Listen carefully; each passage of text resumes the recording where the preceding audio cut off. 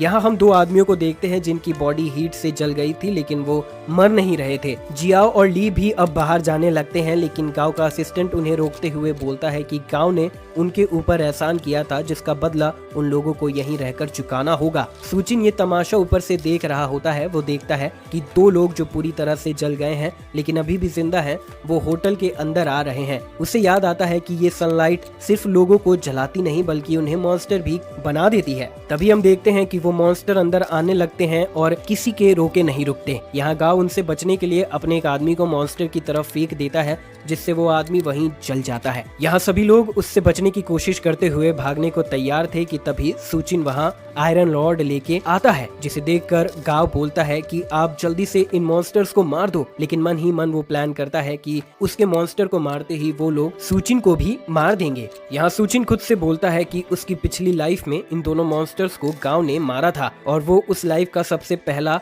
आदमी था जिसने किसी मॉन्स्टर को मारा था, लेकिन इस बार ऐसा नहीं होगा। सूचिन अपनी पूरी पावर से उन मॉन्स्टर से लड़ता है क्योंकि वो जानता था कि ये मॉन्स्टर ज्यादा ताकतवर नहीं है और सिर्फ एक ही अटैक से मर जाएंगे। वो एक मॉन्स्टर के सर को बीच से काट देता है और उसको मारने से सूचिन को एक क्रिस्टल मिलता है। वो एक्सट्रीम पावर स्टोन था। वो स्टोन को लेके और दूसरे मॉन्स्टर को बिना मारे सिर्फ बेहोश करके वहाँ से जाने लगता है। गांव बोलता है कि आप इसे भी मार दो, लेकिन सूचिन ऐसा नहीं करता और अपने रूम में जाने लगता है। अपने रूम में जाने के बाद वो पहले तो क्रिस्टल को पानी से सही से साफ करता है, फिर बाद में अपनी वाइन में क्रिस्टल को डाल के पी जाता है। वाइन पीते ही उसका बॉडी टेम्परेचर बहुत ज्यादा बढ़ जाता है। खुद को ठंडा रखने के लिए वो आइस क्यूब्स पर लेट जाता है, लेकिन उसकी हीट से आइस क्यूब्स भी बहुत जल्दी पिघल जाती है। करीब आधे घंटे के लिए उसे ऐसा लगता है कि उसके इंटरनल ऑर्गन बुरी तरह से जल चुके हैं।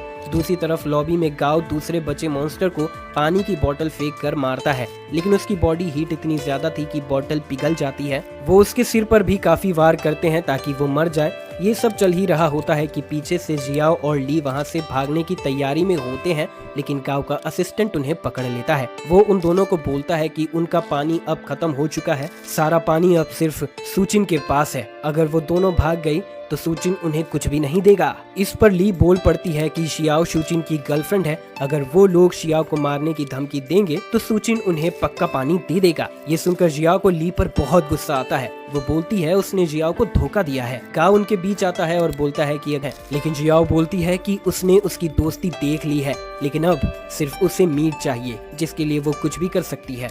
देखते ही देखते जियाओ ली को नाइफ से बार बार अटैक करके मार देती है। गांव को ये समझ आता है कि भूख इंसान से क्या कुछ नहीं करा सकती और दुआनिया को बोलता है कि वो ली के बॉडी को कुक करे। जिसके बाद हमें सूचिन का सीन दिखाया जाता है जहां अब वो रिकवर हो गया था और उसकी बॉडी में अब बहुत पावर आ चुकी थी। उसकी फिजिकल पावर किसी भी एवरेज इंसान से बहुत ज्यादा हो चुकी थी। उसे याद आता है कि उसकी पिछली लाइफ में ये पावर गांव को मिली थी, जिससे उसे बेजर्कर का नाम मिला था। वो खुद से बात कर ही रहा होता है कि वो कैमरा पर दुआनिया को देखता है जो उसके रूम के बाहर थी। सूचिन गेट ओपन करता है लेकिन कपड़े पहनना भूल जाता है। दुआनिया अंदर जाती है लेकिन एटमॉस्फेयर थोड़ा ऑकवर्ड होने की वजह से वो थोड़ा शर्मा जाती है। सूचिन को याद आता है कि उसकी प्रीवियस लाइफ में दुआनिया एक स्ट्रॉन्ग लड़की थी जो हमेशा गांव के साथ रहती थी। दुआनिया सूचिन को रिक्वेस्ट करती है कि वो उसके लिए काफी काम आएगी क्योंकि वो एक कुक के साथ साथ एक डॉक्टर भी है, तो उसकी हेल्प के बदले वो उसे उसके साथ रहने दे। सूचिन भी मान जाता है लेकिन वो उसे वार्न करता है कि अगर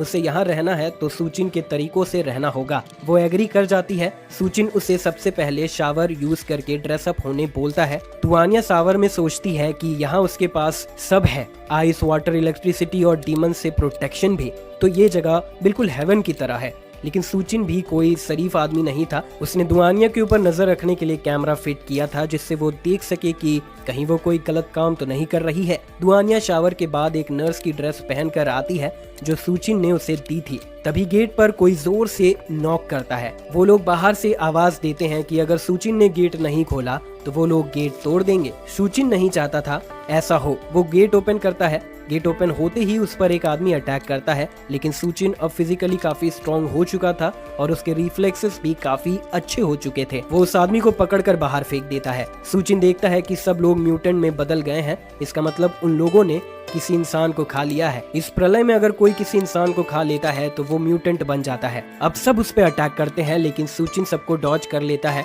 इसके बाद जियाओ भी उस पर अटैक करती है लेकिन सूचिन उसको पकड़ के विंडो से बाहर फेंक देता है। लेकिन जियाओ विंडो को अपने नेल से पकड़ लेती है, मगर बाहर के सनलाइट के कांटेक्ट होते ही उसकी स्किन पूरी बर्न हो जाती है। यहाँ गाओ बोलता है कि सब लोग मिलकर इस पर अटैक करें ताकि उसे गन निकालने का टाइम भी ना मिले। सूचिन को लगता है कि उसे इन लोगों पर अपनी बुलेट वेस्ट करने की जरूरत नहीं है। गाओ और उसके आदमी उस पर अटैक करते हैं, तभी अचानक से सूचिन बोलता है कि अगर बात उसकी जान की है तो वो बुलेट वेस्ट जरूर करेगा। इतना बोलते ही वो गाओ को शूट कर देता है। यहाँ से उसके 3 आदमी सूचिन पर अटैक करते हैं। सूचिन उन्हें भी शूट करता है, लेकिन अब तक म्यूटेंट भी रिकवर हो जाते हैं और गाओ उस पर अटैक करता है। सूचिन भी अब उन सबसे एक एक करके फाइट करता है। अब वो गाओ को गर्दन से पकड़कर उसे मारने जा रहा होता है कि हम देखते हैं एक बड़ा सा मॉन्स्टर गैलरी से अंदर आता है। सूचिन उसे देखकर थोड़ा सरप्राइज होता है और बोलता है कि उसने अभी ये उम्मीद नहीं की थी। जियाओ म्यूटेंट के स्टेज 2 तक पहुंच चुकी थी और ये बोलकर गाओ को मार देता है। इसके बाद दुआनिया ये सब देखकर सोचती है कि अगर वो अब कुछ नहीं करेगी तो सूचिन के लिए सिर्फ एक बोझ बनकर रह जाएगी। उसकी बात सुनकर सूचिन इम्प्रेस हो जाता है, लेकिन उसे बीच में आने से मना कर देता है। इसके बाद जियाओ और सूचिन के बीच बहुत बड़ी लड़ाई होती है। सूचिन उससे लड़ने के लिए बिजर्कर एक्टिवेट करता है। जियाओ लड़ते लड़ते उससे हारने लगती है। अपने पावर्स को रिगेन करने के लिए वो अपने एक सबॉर्डिनेट को खा जाती है, जिससे उसकी पावर्स डबल हो जाती है। पहले तो सूचिन को थोड़ी बहुत दिक्कत होती है, लेकिन बाद में सूचिन उसे हरा देता है और उसकी हालत बहुत बुरी कर देता है। उसकी रीजनरेटिंग एबिलिटी को टेस्ट करने के लिए वो जियाओ के टंग, लेग्स, आर्म्स सभी को बार बार डिस्ट्रॉय करता है। वो उसे काफी तड़पाता है। 16 बार उसकी बॉडी को डिस्ट्रॉय करने के बाद वो लास्ट में उसे मारने लगता है। जियाओ उससे बोलती है कि वो उसके साथ ऐसा क्यों कर रहा है। सूचिन सिर्फ एक वर्ड बोलता है, बदला। वो पीछे मुड़कर दुआनिया को देखता है। दुआनिया उसे देखकर काफी डर जाती है, लेकिन थोड़ी देर में सूचिन उसे हक करके उससे रिवॉर्ड मांगता है उसकी लाइफ सेव करने का। पता चला कि रात भर टेम्परेचर 100 डिग्री बढ़ गया था, जो फ्रेश चिकन लेग्स को सबसे इम्पोर्टेंट रिसोर्स बना रहा था, एक ऐसी चीज जो पूरी बिल्डिंग को बचा सकती थी। उस वक्त लू जियाओफेंग, जो इंजीनियरिंग यूनिवर्सिटी स्टेशन पर एक रेस्क्यू ऑपरेशन कर रहा था, उसने कुछ अजीब नोटिस किया। स्क्रॉचिंग वेदर तरफ चार्ज कर रहा था। ये देखकर फीमेल कैप्टन ने उन्हें सप्रेस करने के लिए फायर खोल दिया और लू जियाओफेंग को स्टेशन पर सिविलियंस को इवैक्यूएट करने का ऑर्डर दिया। इसी बीच ग्रीन सिटी होटल में लियुरुआंस से लिपटने के बाद मैंने बाहर जाने का फैसला किया। सिर्फ मुझे पता था कि लोग जो देख रहे थे वो अपोकलिप्टिक नेचुरल डिजास्टर का सिर्फ एक छोटा सा हिस्सा था और मुझे अगले कैटास्ट्रोफी के होने से पहले उस चीज को ढूंढना था।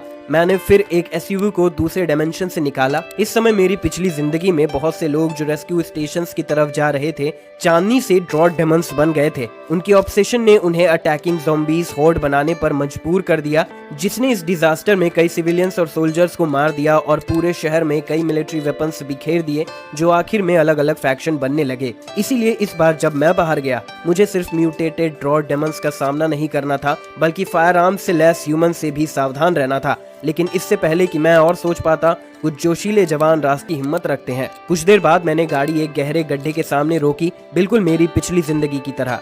चांदनी की इंटेंस सनलाइट ने दीवारों को क्रैक कर दिया था और ज़ोंबी होर्ड के अटैक के साथ मिलकर इसने सबवे स्टेशन को गिरा दिया। अब सबवे स्टेशन में मौत का डंका एटलीस्ट हजारों में है। गड्ढे में खून से लाल आंखों के जोड़े देखकर मैंने एक ठंडी सांस भरी।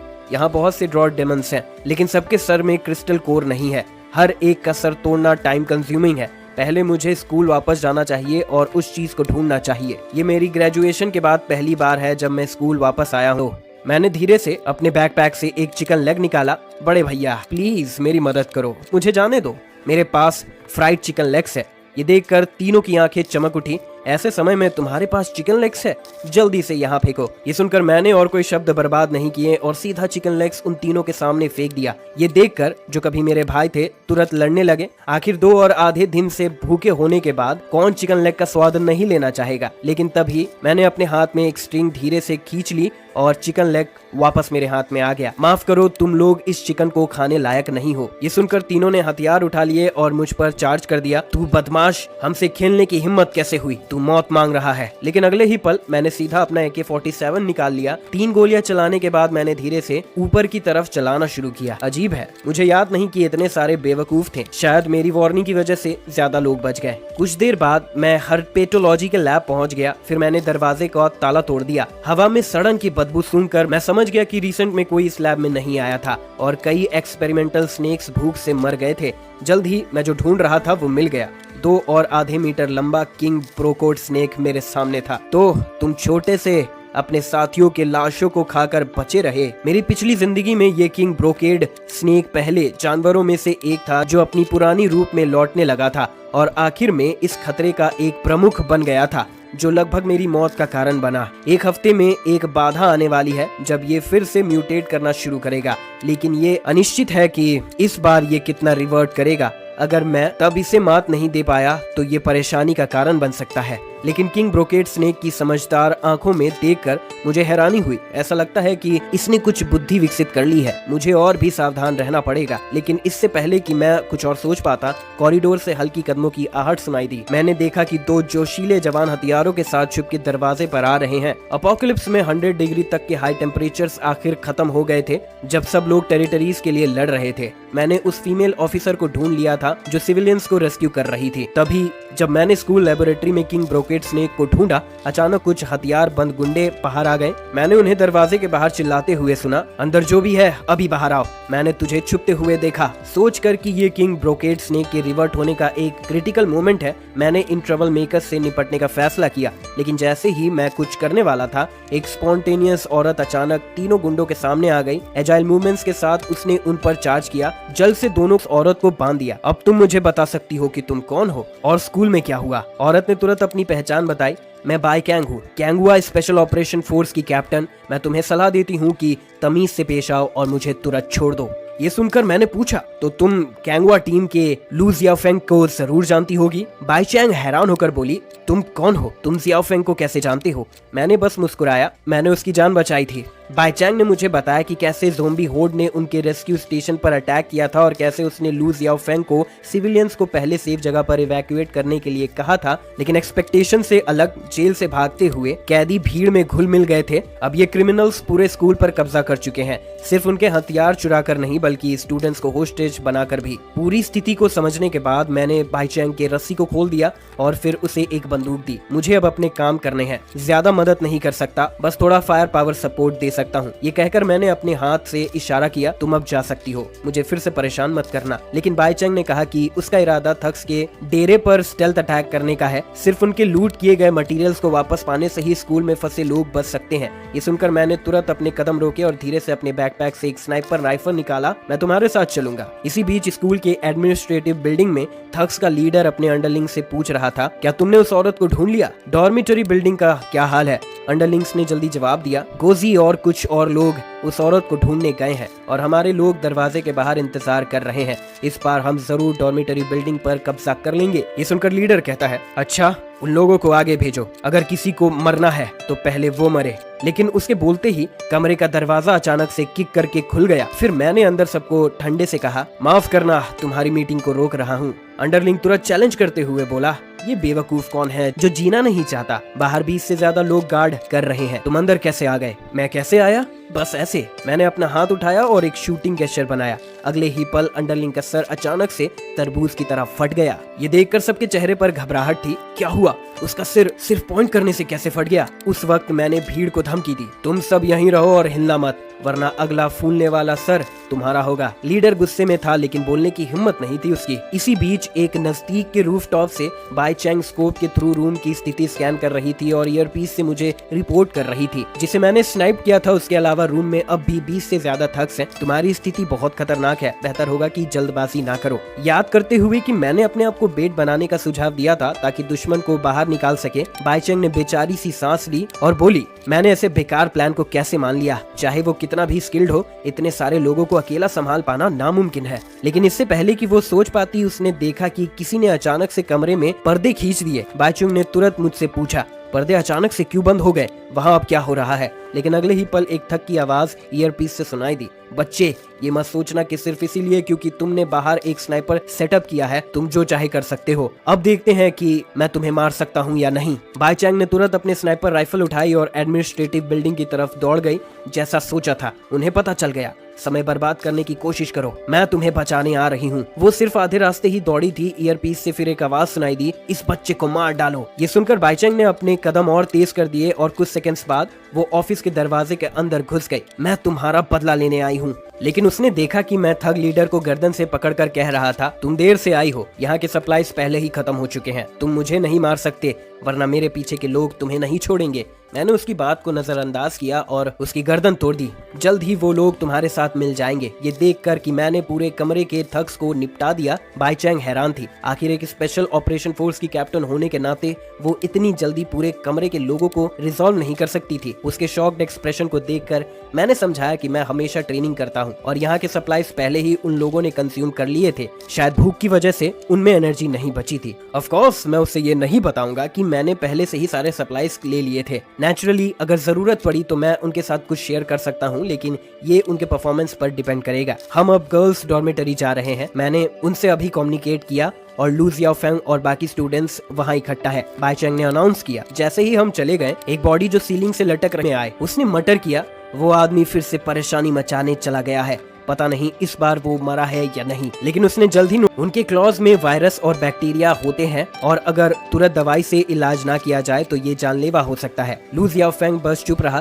क्योंकि मेडिसिन अब बहुत स्केयर रिसोर्स हैं और आसानी से मिलना लगभग नामुमकिन है। मैंने उसे एक ढेर मेडिसिन दी। जियाओफेंग ये लो, ये काफी होनी चाहिए। दोनों लू जियाओफेंग और बाईचन शॉक थे। सूचन, तुम्हें ये सारी मेडिसिन कहाँ से मिली? मैंने बस हल्का सा मुस्कुराया। जैसे मैंने पहले कहा था, मैं जियाओफेंग का लाइफ सेवर हूँ। मुझे अपनी पिछली जिंदगी से याद है एक आदमी जो ऑफिशियल ऑर्गेनाइजेशन में था, एक ह्यूमन शेप न्यूक्लियर बॉम्ब के बराबर की फोर्स जिसे पीक गॉड कहते हैं। अगर वो आदमी लू जियाओफेंग है तो मेरा ये इन्वेस्टमेंट बेकार नहीं जाएगा। उस वक्त लू जियाओफेंग धीरे से बोला, सूचन, मैं तुम्हारा एक और एहसानमंद हूँ, लेकिन मुझे पता है कि तुम सिर्फ मुझे दवाई देने नहीं आए हो। तुम्हारे दिमाग में और क्या है? मैंने तुरंत सीरियस होते हुए कहा, एक बड़ी बाधा जल्दी आने वाली है और तुम सबको जल्द से ऊंची जगह पर इवैक्यूएट करना होगा। एक्सट्रीम हीट ने ग्लेशियर्स को तेजी से पिघला दिया है, जो जल्दी सी वाटर के सर्ज का कारण बनेगा और पूरा स्कूल डूब जाएगा। लेकिन मेरे शब्दों का विरोध एक लड़की ने किया जो पास ही थी। सूचन, तुम क्या बकवास कर रहे हो? ये बाढ़ कहाँ से आ रही है? मुझे लगता है तुम बस हमें धोखा देना चाहते हो और स्कूल के रिसोर्सेज को अपने कब्जे में लेना चाहते हो।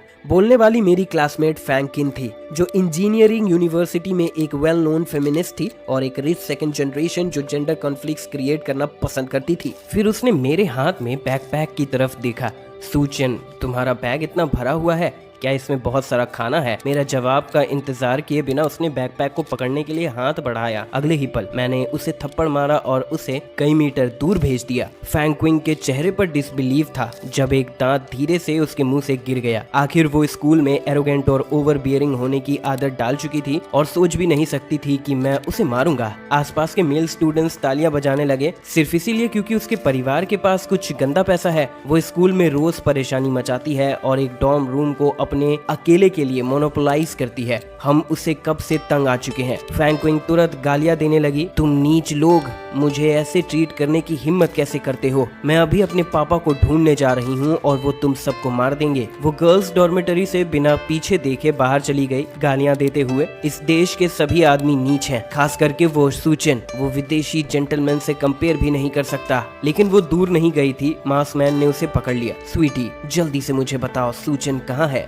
दूसरी तरफ बाईचैंग और बाकी लोगों के लिए कुछ सप्लाईज छोड़ने के बाद मैं गर्ल्स डॉर्मेटरी से निकल गया। आखिर सबसे इम्पोर्टेंट चीज अभी है कि किंग ब्रोकेट स्नेक के म्यूटेट होने का इंतजार करना और फिर उसे हार्वेस्ट करना। शायद हाइड्रोकिनेसिस पानी को कंट्रोल करने की एबिलिटी मिल सके। लेकिन मैं थोड़ी दूर ही चला था कि मुझे मदद की आवाज सुनाई दी, सूचन मुझे बचाओ। मैंने देखा फैंकिन एक ट्रक के सामने लटक रही थी और उसके पीछे वही मास्कमैन था। उस वक्त मास्कमैन ने मुझे देखा और ठंडे से कहा, मैं स्टील फैंग हूँ, फेडरल ब्यूरो ऑफ एवोल्यूशन से। क्या तुम सूचन हो? मुझे लगा तुम कोई हीरो हो जो हमारे सप्लाईज चुरा रहा है। मेरा एक्सप्रेशन तुरंत ठंडा हो गया। तुम फेडरल ब्यूरो ऑफ एवोल्यूशन से हो? स्टील फैंग ने ट्रक के ट्रंक को थपथपाया। मैंने तुम्हारी मुलाकात के लिए एक खास गिफ्ट भी तैयार किया है। उसके शब्दों के गिरते ही ट्रंक का मेटल डोर जोर से खुला और अगले ही पल हजारों ड्रॉड डिमंस धीरे धीरे बाहर आए। स्टील फैंग ने एक चालाक मुस्कुराहट के साथ मुझे देखा। तुम्हें ये गिफ्ट कैसा लगा? लेकिन हजारों ड्रॉड डेमंस का सामना करते हुए मैं अपनी जगह पर खड़ा रहा, बिल्कुल भी नहीं हिला। ये रहा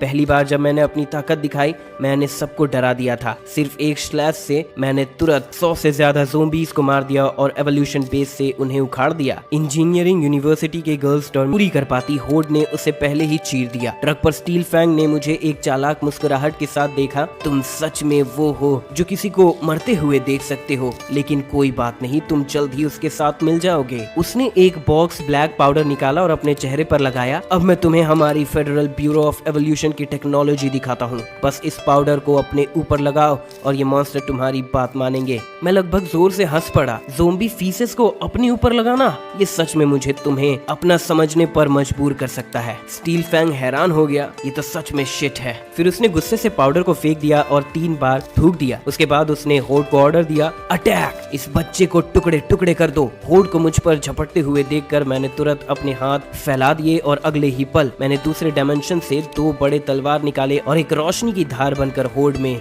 चार्ज कर दिया। स्टील फैंग के रिएक्ट करने से पहले ही मैं उसके सामने था। मैं कभी तुम्हारे फेडरल ब्यूरो ऑफ एवोल्यूशन के साथ लेना देना नहीं चाहता था, लेकिन तुमने मुझे मारने पर जोर दिया। ये कहते हुए मैंने स्टील फैंग को उसके स्टील टीथ से पकड़ लिया। अब मेरे पास कोई और रास्ता नहीं है, बस तुम्हें मरने ढाई। सूचन, मैं तुम्हारे लिए बोझ नहीं बनूंगी, मैं तुम्हारी राइट हैंड मैन बनना चाहती हूँ। फिर दुआनिया हैंडगन के साथ एक एक कमरा चेक करने लगी, लेकिन 2 और आधे मिनट तक भटकने के बाद उसने ज़ोंबीज का कोई निशान नहीं देखा। तभी अचानक उसके पीछे से एक ग्रॉल सुनाई दिया। जैसे ही उसने मुड़कर देखा, उसने देखा कि एक ज़ोंबी छुपके उसके पीछे आ गया था। अपने एस्केप रूट को एक टेबल से ब्लॉक देखकर दुआनिया ने जल्दी से हैंडगन उठाई ताकि ज़ोंबी से निपट सके, लेकिन अपनी नर्वसनेस के कारण हैंडगन गलती से पास रखे स्टूल से टकरा गई और तुरंत टेबल पर गिर गई। जैसे ही ज़ोंबी ने अपना मुंह खोला ताकि उसे काट सके, दुआनिया बस अपनी आंखें बंद करके मौत का इंतजार करने लगी। लेकिन एक्सपेक्टेशन से अलग ज़ोंबी ने उस स्टूल को काट लिया जिसने आवाज की थी। ये देखकर दुआनिया कंफ्यूज्ड हो गई। क्या हो रहा है? इसने मुझे क्यों नहीं काटा? नजदीक से देखने पर उसने समझा कि ज़ोंबी अंधा था। ये देखकर दुआनिया ने अपनी सांस रोकी और अपने शरीर को छोटा किया ताकि वो कोई आवाज न करे। फिर उसने अपने पास रखी हैंडगन की तरफ हाथ बढ़ाया। अगर वो बस हैंडगन तक पहुंच सके तो वो अपने सामने वाले ज़ोंबी से निपट सकती थी। सिर्फ 2.5 सेंटीमीटर हैंडगन से दूर टेबल ने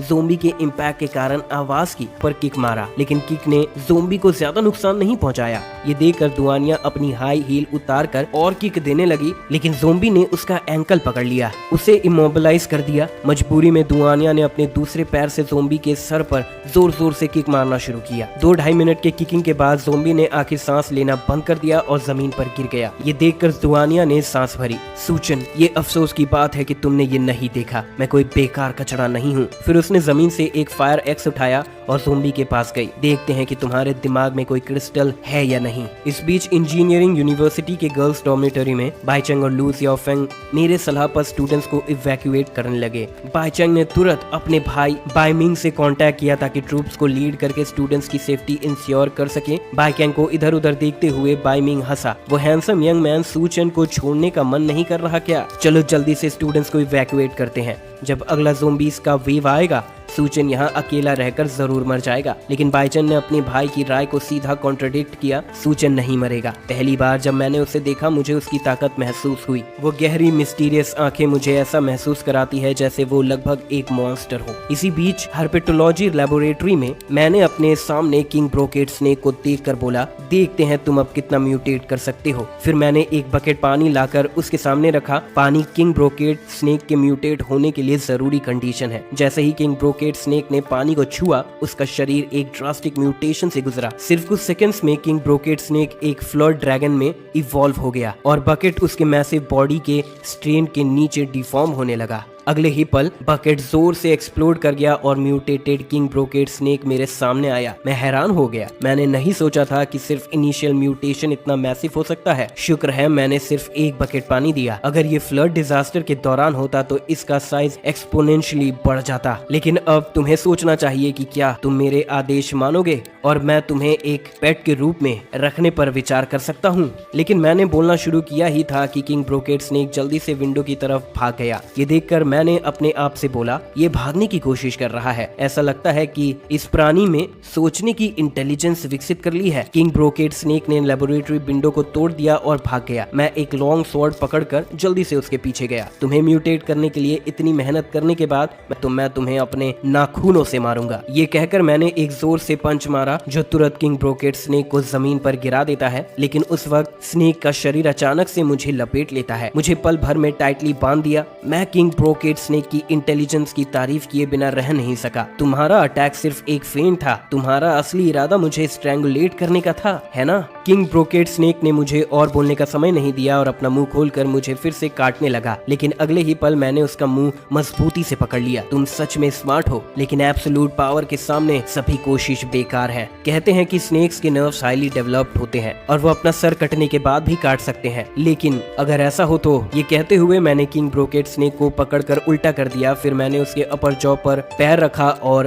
फोर्स से उसके लोअर जॉ को खींचकर उसका मुंह तोड़ दिया। किंग ब्रोकेट स्नेक से निपटने के बाद मैंने सीधा उसके सर से एक क्रिस्टल न्यूक्लियस निकाला। मुझे ये देखने का इंतजार है कि ये क्रिस्टल न्यूक्लियस मुझे किस तरह का बदलाव देगा। रात भर में दुनिया बाढ़ से डूब गई और सब लोग माउंट एवरेस्ट के टॉप पर भागने की इच्छा कर रहे थे, लेकिन मैंने जानबूझकर गहरे समुद्र में डाइव किया, मिशन को तबाह कर दिया। लेकिन जब सब लोग पैनिक में भाग रहे थे, मैंने जानबूझकर गहरे समुद्र में डाइव किया। गोल्डन किंग स्नेक के क्रिस्टल कोर को एब्जॉर्ब करने के बाद मुझे एक नई एबिलिटी मिली। मेरा स्किन पानी के कांटेक्ट में आते ही छोटी स्किल डेवलप करता है, जो न सिर्फ मेरे डिफेंस को बहुत एनहांस करता है, बल्कि मेरी आंखों को रोशनी के लिए बहुत सेंसिटिव बना देता है। जो चीज मुझे और ज्यादा सरप्राइज करती है वो ये है कि मुझे पानी में अपनी नाक या मुंह से सांस लेने की जरूरत नहीं है। ऐसा लगता है जैसे मेरा स्किन मेरे लिए सांस ले रहा है। ये हाइड्रोकिनेसिस तो नहीं है, लेकिन पानी के नीचे फ्रीली सांस लेना काफी रिमार्केबल है। अब बाढ़ ग्रीन सिटी होटल के पास समुद्र से आ रही थी और उसकी फोर्सेस डेब्रिस के साथ डेंजरस है, जो पानी में हिडन वेपन की तरह काम कर रहे हैं। अपस्ट्रीम स्विम करना बहुत मुश्किल बना रहे हैं। इसके अलावा एक वोल्केनिक इरप्शन अपोकलिप्स भी जल्द आने वाला है और massive amount of volcanic ash sky को ऑब्सक्योर कर देगा, जो न्यूक्लियर विंटर का एडवेंट लाएगा। इन अपोकलिप्सिस के सामने इंसानी सिविलाइजेशन सिर्फ एक मजाक है। अगर तुम चॉपिंग बोर्ड पर मछलियों की तरह खत्म नहीं होना चाहते तो तुम्हें अपनी स्ट्रेंथ कंटिन्यूअसली एनहांस करनी होगी। मेरी पिछली जिंदगी में बाढ़ डिजास्टर के बाद कमर्शियल कैपिटल में कई पावरफुल फैक्शन उभर के आए। शहर के नॉर्थ में जो लो लेइंग टीरेन है, वो इन डिवॉवर क्लैन के साथ उनके न्यूमरस नंबर्स और कॉम्प्लेक्स अलायंसेस के साथ डील करना मुश्किल है। फीमेल कॉप्स किंग एल्यूसिव है और लगभग इम्पॉसिबल टू फाइंड है, इसीलिए रैट किंग मेरा पहला टारगेट बन गया है। मेरी पिछली जिंदगी में यूनिवर्सिटी ऑफ टेक्नोलॉजी में एक ब्लॉग था, तो रैट किंग वहाँ जरूर होगा। अगर मैं उसे जल्दी ढूंढ सकूं तो मैं उसका क्रिस्टल कोर मिनिमल एफर्ट के साथ पा सकता हूं। जब मैं अपने अगले मूव के बारे में सोच रहा था, काउंटलेस वाटर ज़ोंबीज ने मुझे घेरा हुआ था। इसी बीच एक सिग्नल टावर के ऊपर एक गंजा आदमी ओवरवेलमिंग फ्लड को शॉक में देख रहा था। एक रात में इतनी बड़ी बाढ़ कैसे इरप्ट हो गई? लेकिन अचानक उसने कुछ नोटिस किया। ब्रो, वहाँ देखो, ऐसा लगता है कोई पानी में हमारी तरफ स्विम कर रहा है। ये सुनकर पतला आदमी पानी की तरफ देखता है। क्या ये सूचन नहीं है? वो बच्चा फ्लड में डूबा नहीं? अगर बेस ने हमें इस आदमी पर नजर रखने के लिए नहीं भेजा होता तो हम इस बाढ़ का सामना नहीं करते। अगर वो यहाँ आने की हिम्मत करता है तो मैं उसे वापस पानी में किक कर दूंगा। उस वक्त गंजा आदमी कंटिन्यू करता है। ऐसा लगता है कि उस आदमी के पीछे एक बंच ऑफ चीजें फॉलो कर रही हैं। जैसे ही वो करीब आए, उन्होंने देखा कि एक large form of dark water zombies मुझे फॉलो कर रहे थे। जो चीज उन्हें और ज्यादा शॉक करती है वो ये कि मैं अपस्ट्रीम स्विम कर रहा था, लेकिन मेरी स्विमिंग स्पीड वर्ल्ड चैंपियन से कम नहीं थी। ये देखकर गंजा आदमी जल्दी से वार्निंग शाउट करता है, सूचन, हम फेडरल ब्यूरो ऑफ एवोल्यूशन से हैं। मैं तुम्हें वार्न करता हूँ कि करीब मत आओ। लेकिन जैसे ही उसका शब्द खत्म हुए, पानी में ज़ोंबीज ने उन्हें घेर लिया और एक ने गंजे आदमी के एंकल पकड़कर उसे पानी में खींच लिया। ये देखकर पतला आदमी पैनिक में चीखा, डरो मत भाई, मैं तुम्हें अभी बचाने आ रहा हूँ। ये कहकर उसने पानी में एक स्प्लैश के साथ छलांग लगाई, लेकिन जैसे ही उसने पानी को छुआ, एक ज़ॉम्बी उस पर झपट पड़ा। क्रिटिकल मोमेंट पर मैंने उसे बचाया और ज़ॉम्बी के टुकड़े कर दिया। फिर पानी में एक स्लॉटर के देवता की तरह मैंने तुरंत होर्ड की तरफ डाइव किया। ये सीन देखकर भाइयों ने कहा, क्या ये आदमी इंसान भी है? ये बहुत ज्यादा स्ट्रॉन्ग है। सभी ज़ोंबीज को एलिमिनेट करने और दोनों आदमियों को सक्सेसफुली रेस्क्यू करने के बाद पतला आदमी आके धीरे से बोला, तुमने हमारी जान बचाई। मैं तुम्हें सब कुछ बताऊंगा जो भी मुझे पता है। असल में हमें फेडरल ब्यूरो ऑफ एवोल्यूशन, मेरी पिछली जिंदगी में भी साइंस और टेक्नोलॉजी यूनिवर्सिटी में ब्लॉग फैला था। ऐसा लगता है कि ये फेडरल ब्यूरो ऑफ एवोल्यूशन से क्लोजली कनेक्टेड है। फिर मैंने पतले आदमी से पूछा, क्या यूनिवर्सिटी ऑफ टेक्नोलॉजी लैब्स में रैट म्यूटेशन पर रिसर्च हो रही है? पतला आदमी अपना सर हिलाते हुए बोला, सिर्फ रिसर्चर्स को लैब में जाने की अनुमति है, हमें सच में इसके बारे में नहीं पता है। ये सुनकर मैंने आगे और नहीं पूछा। अब मुझे खुद देखने के लिए अंदर जाना होगा, मुझे प्लेग फैलने से पहले एक्ट करना होगा। इसी बीच ग्रीन सिटी होटल में दुआनिया ने भी एक ज़ोंबी के दिमाग से एक क्रिस्टल कोर हासिल कर लिया था, लेकिन जैसे ही उसने क्रिस्टल कोर को एब्जॉर्ब किया और देखा कि उसमें कोई बदलाव नहीं हुआ, बिना जाने की खतरा चुपके से उसके करीब आ गया था।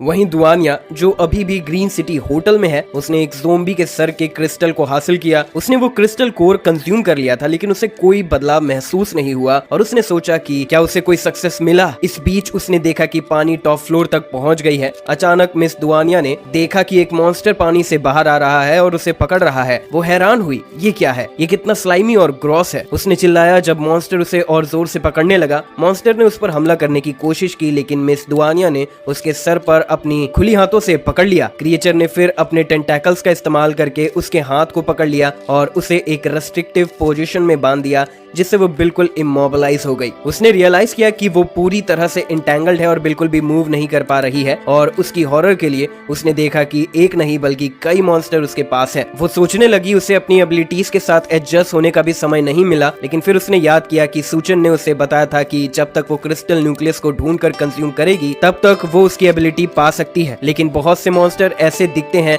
जैसे वो ऑर्डिनरी है, और ये समझना भी मुश्किल है कि क्रिस्टल न्यूक्लियस का एबिलिटी क्या है बस उसके अपीयरेंस को देखकर। दुआनिया सोचती है कि अगर मुझे नहीं पता मेरी एबिलिटी क्या है तो मैं इसका इस्तेमाल कैसे कर सकती हूँ। सूचन ने उससे कहा था कि उसे महसूस करना चाहिए, अपने बॉडी को फील करना चाहिए, इन्वायरमेंट को फील करना चाहिए और हर चेंजेस को नोटिस करना चाहिए। फिर कोशिश करनी चाहिए कि वो इसे मास्टर करे और कंट्रोल करे। जैसे ही मिस दुआनिया ने अपने स्किल्स पर ध्यान दिया, उसने महसूस किया कि उसकी स्किल से वो किसी भी मॉन्स्टर का दिमाग पढ़ सकती है। उसने अपनी स्किल्स का इस्तेमाल किया और तुरंत उन्हें रुकने के लिए कहा। जो मॉन्स्टर्स मिस दुआनिया के आसपास थे वो अचानक रुक गए और उसे आजाद कर दिया। मॉन्स्टर से खुद को आजाद करने के बाद मिस दुआनिया ने चिल्लाया, कितना अनोइंग है ये, अब मैं बहुत गंदी हो गई हूँ। उसने टेबल से एक्स उठाया और अनाउंस किया, तुम सब आराम से रहो, मैं तुम्हें तोफू की तरह काटने वाली हूँ। उसने बिना किसी प्रॉब्लम के सब मॉन्स्टर्स को मार दिया क्योंकि वो उसकी स्किल के कंट्रोल में थे। उन्हें मारने के बाद उसका पूरा बॉडी खून से ढक गया और वो गंदी हो गई, और उसने सोचा कि उसे बात लेने की जरूरत है। लेकिन अचानक पीछे से किसी ने पूछा कि क्या वो उसके साथ आ सकता है। हैरान होकर मिस दुआनिया ने एक्स पकड़ लिया और पूछा,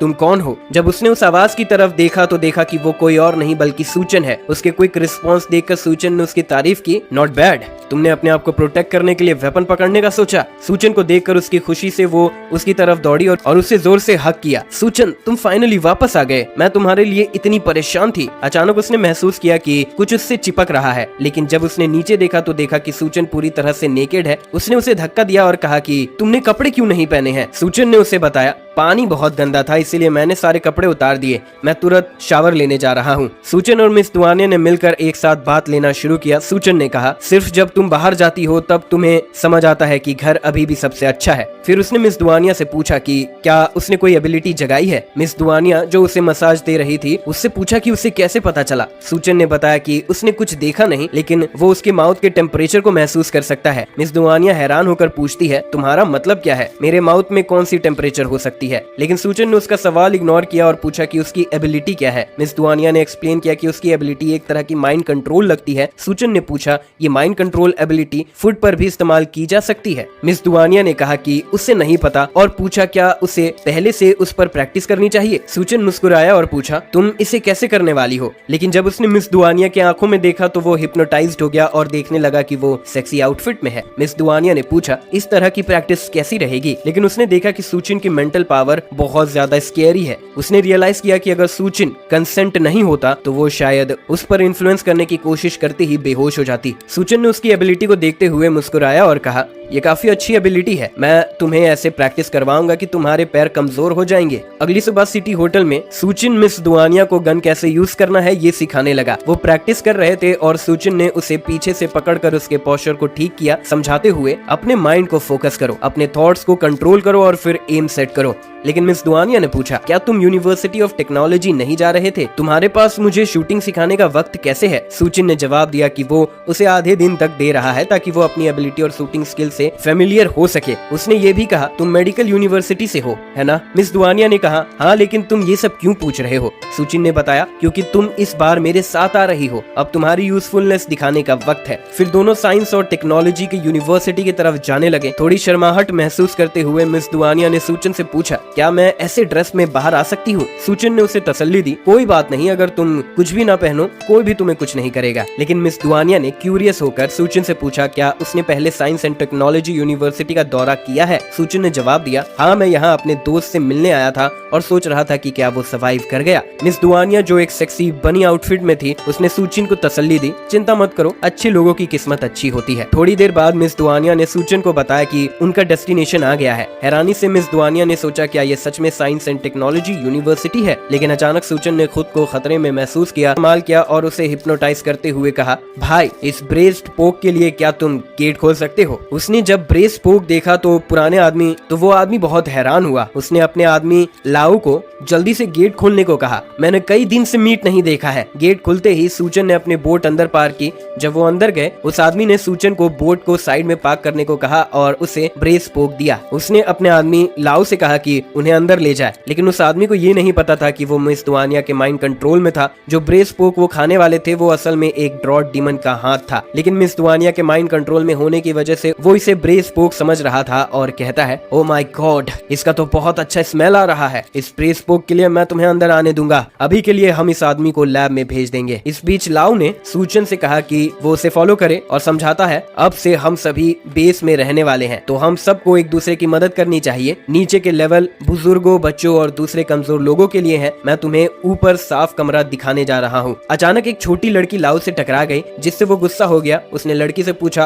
तुम ठीक से क्यों नहीं चल रही हो? लड़की ने माफी मांगी और कहा, मुझे थोड़ा चक्कर आ रहा है। मिस दुआनिया ने लड़की को अपने गोद में उठाया और देखा कि वो भूख से बहुत कमजोर हो गई है। उसने लड़की से पूछा, तुम्हारे माँ बाप कहाँ हैं? लड़की ने बताया कि उसके माँ बाप खाना ढूंढने गए हैं और अब तक नहीं आए हैं। लड़की की हालत देखकर मिस दुआनिया ने एक टुकड़ा ब्रेड लेने को शोर सुना। उसने देखा कि 3 आदमी उनकी तरफ आ रहे हैं। आदमी सबको बाहर निकलने को कह रहे थे और घोषणा करते हुए, तुम्हें नहीं पता कि खाना रखना मना है? सभी मटेरियल्स को पहले हैंड ओवर करना होगा और फिर कंट्रीब्यूशन पॉइंट्स के लिए एक्सचेंज करना पड़ेगा। काले पैच वाले आदमी ने पूछा, मुझे याद नहीं है किसी ने पिछले कुछ दिनों में खाना एक्सचेंज किया हो। ये रूल्स कौन तोड़ रहा है? उन आदमियों को देखकर छोटी लड़की रो रही थी। मिस दुआनिया ने उसे संभालते हुए कहा, डरो मत, मैं देखूंगी कि वो सही से बात करे। जैसे ही उसने सूचिन की तरफ देखा, उसने उन आदमियों से कहा, ये सब तो सिर्फ खाना ही है जो तुम्हारे लिए तैयार किया गया है। उसने अपनी एबिलिटी का इस्तेमाल करके एक इल्यूजन बनाया और उन्हें बुलाया कि वो अपने दिल से खाना खाए। मिस दुआनिया के माइंड कंट्रोल की एबिलिटी से इफेक्ट होकर उन आदमियों ने अपने सामने बहुत सारा खाना देखा और हैरान हो गए। उन्होंने इतना सारा मीट एक साथ कभी नहीं देखा था। एक आदमी कहता है, मुझे भी खाना है, इतने सारे डिलीशियस खाने हैं, ये तो स्वर्ग है। ये फेमिलियर फीलिंग, मैं तो रो पड़ूंगा। जैसे ही उन्होंने खाना शुरू किया, काले पैच वाले आदमी ने सूचन से कहा, तुम लड़कियां बहुत समझदार हो। मेरे भाई, रात को इस लड़की को सजा देना, लेकिन ये नया आदमी, तुमने रूल्स तोड़ दिए हैं और इसे सजा मिलनी चाहिए। क्यूरियोसिटी से सूचन ने पूछा, तुम इसे कैसे सजा दोगे? काले आई पैच वाले आदमी ने अपने लोगों से कहा, लोगों को बाहर लाओ। जब उनके लोगों ने बंधे हुए लोगों को बाहर निकाला तो देखा कि उन्हें चेन से बांधा गया था। काले पैच वाले आदमी ने सूचन को बताया, सजा है इन 2 आदमियों के साथ एक लाइफ और डेथ डुएल। या तो तुम्हें इन्हें मारना है या इनके हाथों मर जाना है। 2 आदमियों को देखकर सूचन को याद आया, क्या ये वही 2 नहीं है जिन्हें मैं फ्लड के दौरान मिला था? उनके साथ क्या हो रहा है? अचानक छोटी लड़की ने उन्हें पहचान लिया और चीख कर बोली, बड़े भाई, तुम दोनों के साथ क्या हुआ? हैरानी से मिस दुआनिया ने छोटी लड़की से पूछा, क्या ये तुम्हारे भाई हैं? छोटी लड़की रोते हुए बोली, बुरा आदमी, मेरे भाइयों को छोड़ दो। लेकिन मिस दुआनिया ने उसे रोक दिया, वहाँ मत जा, उनमें कुछ तो गलत है। आई पैच वाले आदमी ने समझाया, उन्होंने मिशन को बिगाड़ दिया और कंट्रीब्यूशन पॉइंट्स नहीं मिल पाए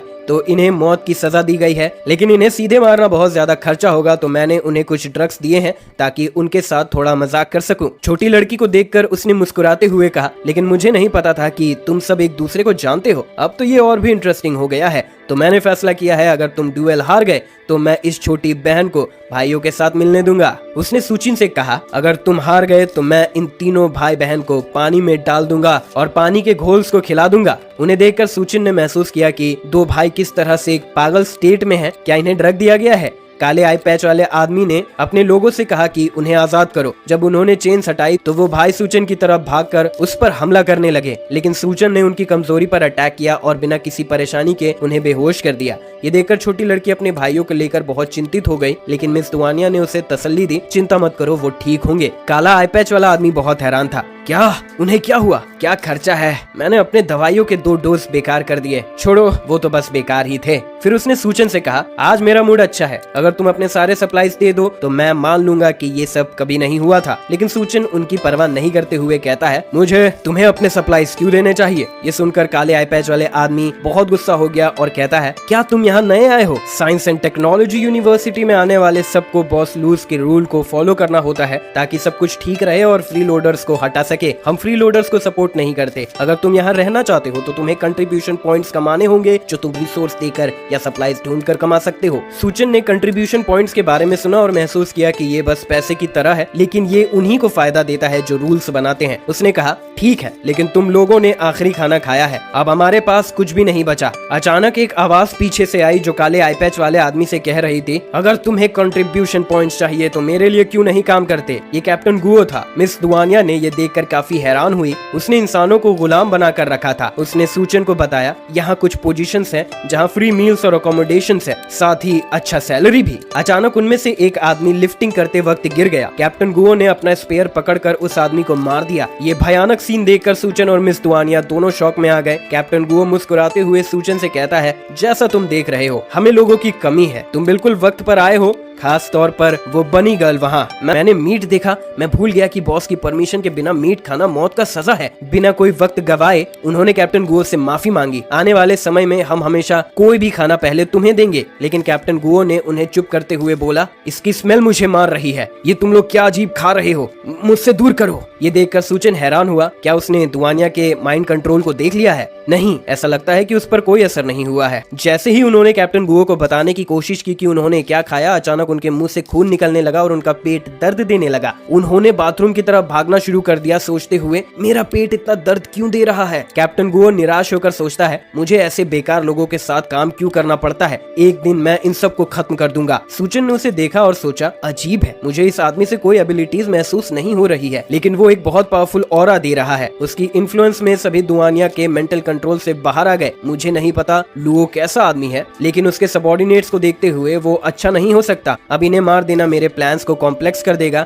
मुझे पहले म्यूटेंट रैट्स ढूंढने हैं। कैप्टन गुओ ने सूचन से पूछा, तुम मेरे ऑफर के बारे में क्या सोचते हो? लेकिन सूचन ने इनकार कर दिया, कहकर कि उसका इसमें कोई इंटरेस्ट नहीं है। कैप्टन गुओ मुस्कुराते हुए बोला, चिंता मत करो, एक दिन तुम मेरे पास आकर भीख मांगोगे। उसने फिर लूटा को बुलाया, यहाँ आओ और फ्रंट पोजीशन लो, हम निकल रहे हैं। मिस दुआनिया ने सूचन से माफी मांगी, कहकर कि उसका मेंटल स्ट्रेंथ बहुत मजबूत है और उसकी एबिलिटी का उस पर कोई असर नहीं हुआ। सूचन ने उसे समझाया, ये तुम्हारी गलती नहीं है, अगर ये लोग वाटर घोल के कॉप्सेस खाने के बाद नहीं मर रहे हैं तो जरूर कुछ अजीब है, हमें सावधान रहना होगा। अचानक किसी ने सूचन को पीछे से बताया, तुमने गार्ड्स को गुस्सा दिलाया है, वो तुम्हें नहीं जाने देंगे। उसने फिर सूचन से कहा, मेरे साथ चलो। सूचन ने सवाल किया, क्या मैं तुम्हें जानता हूँ? तुम मेरी मदद क्यों कर रहे हो? उस आदमी ने जवाब दिया, मैं UIUN हूँ, जो TNU का रूममेट था। ये दोनों पहले सूचन के स्कूल विजिट पर मिले थे। दूसरी तरफ कैप्टन गुओ ने लाओ को कहा, उस औरत पर नजर रखो और उन्हें भागने मत दो। ये सुनकर लूटा ने पूछा, बॉस क्या आप उस लड़की को पकड़ने का सोच रहे हैं? कैप्टन गुओ मुस्कुराते हुए बोला, अपोकलिप्स में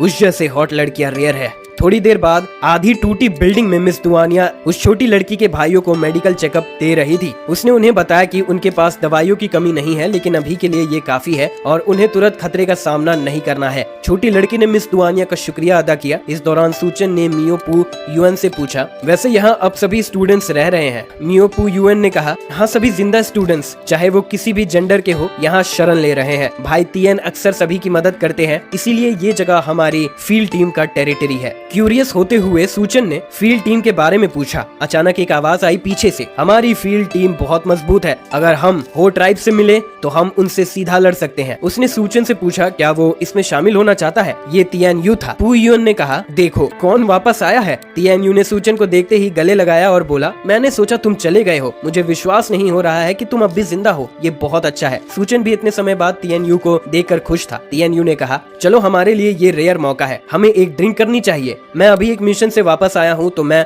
कुछ दिन तुम्हारे साथ रह सकता हूँ। लेकिन जब उसने दुआनिया को देखा तो बोला, मैंने तुम्हें पहले देखा है, तुम हमारे यूनिवर्सिटी की लेजेंडरी ब्यूटी हो, कोल्ड गॉडेसेस। शर्मिंदा दुआनिया ने कहा, ये सब तो पुरानी बातें हैं, अब इनका कोई अहमियत नहीं है। तियान्यू अब भी हैरान था और पूछा, जियाओ मियाओ, ये लेजेंडरी गॉडेसेस यहाँ क्यों है और बनी गर्ल के रूप में क्यों है? जियाओ मियाओ ने पूछा, क्या ये मेडिकल स्कूल की सीनियर दुआनिया है? अब मैं समझा कि क्यों ये इतनी खूबसूरत है। शर्मिंदा दुआनिया ने सूचन से पूछा, क्या मैं अपने कपड़े बदल सकती हूँ? इन जूनियर के सामने ऐसे ड्रेस्ड होना बहुत शर्मिंदगी भरा है। सूचन ने कहा, हाँ तुम्हें बदल लेना चाहिए। ये देखकर जियाओ मियाओ और तियान्यू दोनों सूचन से काफी जेलस महसूस करने लगे। जियाओ मियाओ ने फिर कहा, माफ करना, यहाँ थोड़ा गंदा है, और उन्हें कहने लगा, जहाँ भी बैठना चाहे बैठ जा। उसने सीनियर दुआनिया को बदलने के लिए रूम दिया। सूचन ने पूछा, जियाओ मियाओ को लग्जरी सिंगल रूम कैसे मिला? जियाओ मियाओ ने जवाब दिया, ये सब कंट्रीब्यूशन पॉइंट्स की वजह से है। लेकिन तियान्यू ने देखा और पूछा, तुम्हारे पास कोई बैग्स नहीं है तो ये कपड़े कहाँ से हैं? सूचन ने उसका सवाल नजरअंदाज कर दिया और पूछा, तुम्हारे मिशन जरूर बहुत खतरनाक होते होंगे, है ना? तियान्यू ने जवाब दिया, क्या ऐसी कोई जगह है जो खतरनाक नहीं है? तुम दोनों लकी हो, तुम साफ दिखती हो, मतलब तुमने अपोकलिप्स नहीं देखा है। उसने सूचन से कहा, फील्ड टीम ज्वाइन करो और मैं तुम्हारी देख रेख कर सकता हूँ, और सीनियर दुआनिया को खाना ढूंढने के लिए बाहर नहीं जाना पड़ेगा, वो बस वुंडेड की देख रेख कर सकती है। लेकिन उसने फिर सूचन को कुछ बारे में चेतावनी दी। सूचन ने क्यूरियस होते हुए पूछा, क्या है? तियान्यू ने सीरियस चेहरे के साथ कहा, सब जगह अपने आप को दिखाना बंद करो और लोगों को बनी गर्ल्स के आउटफिट पहनने मत दो। तुम्हारा क्या सोचना था? ये अपोकलिप्स है। सूचन ने भाई चेन को जवाब दिया, तुम्हें चिंता करने की जरूरत नहीं है, मैं उसे प्रोटेक्ट कर सकता हूँ। चेन ने सूचन को पंच करते हुए कहा, याद रखना, जब तुम हाई स्कूल में बुली हुए थे और उल्टा मारने की हिम्मत नहीं हुई, मैं ही था जिसने तुम्हें बचाया था। गार्ड कैप्टन कोई अच्छा आदमी नहीं है, जिनको वो इंटरेस्ट देता है उनका कभी अच्छा नहीं होता, खास करके जो सुंदर होते हैं, जैसे सीनियर दुआनिया। उसने कहा कि वो आसानी से नहीं जाने देगा। अचानक किसी ने मिस दुआनिया को चाकू रखकर धमकी दी और कहा कि वो हल्ला ना करे। डरी हुई मिस दुआनिया ने उस औरत से पूछा, तुम कौन हो और मुझसे क्या चाहती हो? उस औरत ने मिस दुआनिया से कहा कि उसका बॉस उसकी मदद करने के लिए भेजा है ताकि उसका अकोमोडेशन अरेंज कर सके, क्योंकि तुम औरत हो, तुम उन मर्दों के साथ नहीं हो सकती। मिस दुआनिया ने कहा, यहाँ काफी जगह है, हमें तुम्हारी मदद की जरूरत नहीं है। लेकिन उस अजीब औरत ने मना कर दिया, कहकर ये नहीं चलेगा, बॉस ने खास तौर पर तुम्हें बुलाया है। फिर मिस दुआनिया ने अपने माइंड कंट्रोल स्किल का इस्तेमाल किया और उससे कहा, हमें तुम्हारी मदद की जरूरत नहीं है, मुझे जाने दो। किसी को फोर्सिबली कंट्रोल करना मुश्किल होता है, लेकिन उसने थोड़ी देर के लिए ये कर दिखाया, ये सोचते हुए कि सूचन बाकी का सब कुछ संभाल लेगा। अजीब औरत ने अपने चाकू से हाथ को छेद दिया। मिस दुआनिया को ये देखकर बहुत हैरानी हुई जब उसने देखा कि औरत ने अपने हाथ को कट मार दिया है। टेक्नोलॉजी यूनिवर्सिटी का सूचन है, जिसे लोग डेविल कहते हैं। हालांकि उसने कई लोगों को मारा है, लेकिन उसका इंस्टिंक्ट उसे ये बताता है कि अगर उसने इस पर हमला किया तो वो मर जाएगी। उससे कुछ करना था, इसीलिए वो सूचन के सामने झुक गई, जिससे मिस दुआनिया चुपचाप रह गई। उसने कहा, मास्टर कृपया मुझे सजा दो। सूचन गुस्से से पूछता है, तुम्हारा मास्टर कौन है? सूचिन को पता नहीं था कि वो क्या चाहती है और उसके इंटेंशंस क्या है। वो उसे पूछती है कि क्या उसकी सिंसियरिटी उसे खुश करने के लिए काफी नहीं है, ये दिखाने के लिए कि वो उसे सच में अपने आप को दे रही है। वो अपनी कपड़े उतारने लगती है और फिर से पूछती है, क्या ये उसके लिए काफी है? चेनू हमारे प्रोटैगनिस्ट से पूछती है, क्या उसका टेस्ट इन वुमेन इतना बदल गया है? जबकि जियाओ मियाओ नर्वस होकर नजर हटा लेती है, लेकिन उसके कपड़े उतारना सिर्फ उनका ध्यान भटकाने के लिए था। जब सब फ्लस्टर्ड हो जाते हैं, वो एक स्मोक बॉम्ब लॉन्च करती है, पूरा एरिया घने धुएं से ढक जाता है और फिर वो भाग जाती है एस्केप करने की कोशिश में। जब तक वो दूर जा पाती, सूचन उसे गले से पकड़ लेता है और जमीन से ऊपर उठाता है, उसकी एस्केप प्लान को रोककर। वो उससे पूछता है, क्या उसने सच में सोचा था कि वो इतनी आसानी से भाग जाएगी? ये तो ऑब्वियस है कि वो उसे खत्म करने वाला है। असासिन अपनी जिंदगी की भीख मांगती है और कहती है कि वो उसे नहीं मार सकता। वो उसे बताती है कि जिस लड़की को कहते हैं कि उसके 2 भाइयों ने अपने टास्क पूरे नहीं किए, इसीलिए उन्हें डेथ सेंटेंस दिया गया है, लेकिन अगर वो अरीना में लड़ने के लिए तैयार है तो उन्हें जिंदगी का एक और मौका दिया जाएगा। 2 भाई कैप्टन गुओ के पीछे अपने गले से लटके हुए हैं, उनकी मौत सिर्फ कुछ ही इंचेस की दूरी पर है। वो शेकी होके शियाओ से कहते हैं कि उस पर विश्वास मत करना और अपनी जान बचाना, लेकिन कैप्टन गुओ उन्हें बताते हैं कि अब उसके लिए बहुत देर हो चुकी है। शिया इस सब के बावजूद नहीं जाने वाली। अगर उसके भाइयों के फ्री होने का छोटा सा भी मौका है तो वो अपनी पूरी ताकत से लड़ने के लिए तैयार है। वो फिर से बड़े कैप्टन से पूछती है कि क्या वो उन्हें सच में जाने देगा। कैप्टन गुओ कहता है कि वो अपने वादे पर खड़े रहेंगे, सिर्फ अगर वो सरवाइव कर पाई तभी। उसके पीछे एक केज खुलता है और एक बड़ा चूहा उसकी तरफ बढ़ता है। उसके पास सिर्फ एक ही सेकंड है उसकी तरफ घूमने का, लेकिन वो उसके हाथ पर काट लेता है जिससे वो दर्द से चीख उठती है। फिर वो उसे जमीन से ऊपर उठाता है और उसे इधर उधर फेंकता है खाने की तैयारी करते हुए। जब वो अपनी जिंदगी के लिए लड़ रही होती है तब उसके दिमाग में अपने भाइयों के साथ गुजारे हुए यादें घूम रही होती है। वो एक वक्त याद करती है जब उन्हें भूख लगी थी और उनमें से एक ने उनके लिए खाने के लिए कुछ मशरूम्स ढूंढ लिए थे। उसने उन्हें बताया था कि मशरूम्स खतरनाक होते हैं, लेकिन उसका दूसरा भाई डिसाइड करता है कि वो खुद ही मशरूम टेस्ट करेगा, क्योंकि वो नहीं चाहता कि शिया जैसी छोटी लड़की किसी अनसर्टेन चीज को खाए। 2 मशरूम खाने के बाद वो तुरंत बेहोश हो जाता है विश से और उन्हें मुश्किल से उसे बचाना पड़ता है। ये इंसिडेंट ही 2 भाइयों को शहर के लिए यात्रा पर भेजने का कारण बना ताकि वो सूचन को ढूंढ सके। अगर उन्हें सफलता मिलती है और वो वापस आते हैं तो उन्हें कंट्रीब्यूशन पॉइंट्स मिलेंगे और उन्हें भूखे रहने की जरूरत नहीं पड़ेगी या अनसर्टेन फूड खाने नहीं पड़ेंगे। वो 2 आदमी जो बहन के लिए अपनी जान दांव पर लगा रहे हैं, अब वो चीखते हैं कि वो भाग जाए और उनके लिए फिक्र ना करे। उसे जीने और अच्छे से रहने की जरूरत है और उन्हें ये देखना बर्दाश्त नहीं है कि वो चूहे के द्वारा जिंदा खाई जाए। कैप्टन गुओ अपने गार्ड्स को उन्हें चुप कराने के लिए कहता है और वो उन लोगों को लाठी से मारते हैं जो उन्हें ऊपर पकड़े हुए हैं, जिससे वो गिर जाते हैं। तेजी से भागती है और उनसे कहती है कि वो थोड़ा और इंतजार करे। ये शायद गलत शब्द है, लेकिन उसका दिल इसमें है। चूहा मॉन्स्टर फिर से खुद को संभालता है और उसके पीछे भागता है। पहले उसे अपने पाँव के नीचे दबा देता है। कैप्टन गुओ इस पूरे नाटक पर हंसता है जब जियाओ अपने भाइयों के लिए चीखती है। उसके पास भागने का कोई रास्ता नहीं है और सब कुछ खत्म होता दिख रहा है जब चूहा उसके ऊपर खड़ा है। एक आखिरी कोशिश में वो किसी से मदद मांगती है और सूचिन तुरंत आता है। एक तेजी से छोटी सी मार से चूहे को मार देता है। दूसरे भी उसके पीछे आते हैं और टियान्यू सूचिन पर चीखती है कि वो इतना इम्पल्सिव क्यों है, लेकिन सूचिन को लगता है कि ये एक बहुत आसान शिकार था और ये क्रिएचर सिर्फ बड़े चूहे हैं। कैप्टन गुओ उस पर शौक से देखता है, लेकिन जल्द ही संभाल लेता है। उसने नहीं सोचा था कि कोई अपनी मर्जी से अरीना में आ जाएगा, लेकिन अगर हमारे प्रोटैगनिस्ट को मौत चाहिए तो वो खुशी से दे देगा। जब वो बात कर रहा होता है तब बड़े गेट्स उनके आसपास खुलते हैं और चूहे एक दूसरे पर चढ़ते हुए भागने लगते हैं। सूचिन उन्हें घूरता है और एक हाथ पॉकेट में रखते हुए एक आर्मी ऑफ जायंट रैट्स का सामना करने के लिए तैयार होता है। इस दौरान श्याओमियाओ और टियान्यू 2 भाइयों को उनके डेथ ट्रैप से आजाद करने में कामयाब होते हैं। वो उन्हें बचाने के लिए उनका शुक्रिया अदा करते हैं, लेकिन छोटी लड़की उन्हें याद दिलाती है कि असल में सूचिन ने उन्हें बचाया है। ऊपर वाले फ्लोर्स पर जो अरीना को देख रहे हैं, एक भीगे हुए असासिन मैच को कंटेम्प्ट से देखता है, जबकि एक साइंटिस्ट के पीछे खड़ा होता है। लैब कोट पहनने वाला आदमी पूछता है क्या सूचिन वही स्पेशल रिसर्च मटेरियल है जिसका उसने पहले जिक्र किया था। वो कंफर्म करती है कि वो एक ऐसा व्यक्ति है जिसके पास सुपीरियर जीन्स है जो डेफिनेटली डूम्सडे जीन्स की इंस्टेबिलिटी को सॉल्व कर सकते हैं। अगर वो ये कर लेते हैं तो वो उन रैट्स को जो लेटेस्ट टेक्नोलॉजी से बनाए गए हैं उनसे भी बड़ा और भयंकर बना सकते हैं। सूचिन उन्हीं रैट्स को घूरता है और दोनों तुरंत अटैक करने के लिए तैयार दिखते हैं। साइंटिस्ट को अपने प्रोटैगनिस्ट से उम्मीद है, लेकिन अगर वो यहाँ मर गया तो वो उनका एक्सपेरिमेंटल सब्जेक्ट बनने के लायक नहीं होगा।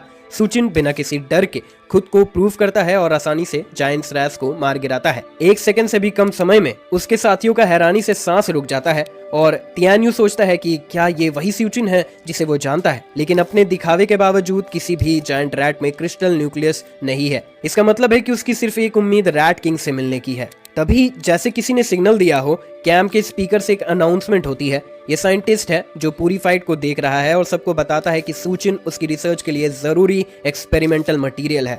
वो कैप्टन गुओ और तेनन को ऑर्डर देता है कि उन्हें चाहे जिंदा या मरा हुआ ले आए। ऐसा लगता है कि सेटलमेंट के 2 बॉसेस उसकी बात मानते हैं और कैप्टन गुओ खुशी खुशी सूचिन को एक्सपेरिमेंटेशन के लिए ले आने के लिए तैयार है। ज़ियाओमियाओ चुपके से तेनन को वार्न करती है कि वो जल्दी भाग जाए क्योंकि सिचुएशन खतरनाक हो गई है। अगर वो अब नहीं छोड़ेगी तो फ्यूचर में कभी नहीं जा सकती। वो कहती है कि वो तब तक नहीं जाएगी जब तक सूचिन वहाँ है।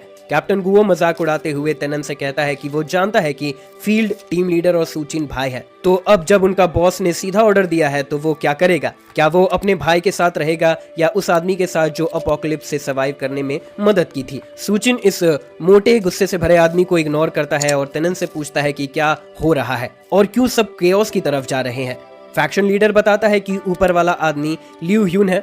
अपोकलिप्स के शुरुआत में साइंटिस्ट ने एक ड्रग डेवलप किया था जो लोगों को मजबूत बनाता है और इस वजह से वो यूनिवर्सिटी को कंट्रोल करने में सक्षम हुआ। लेकिन अपोकलिप्स में कुछ भी फ्री नहीं होता। लगता है और गुस्सा हो जाता है जो अपनी शर्ट उतारता है।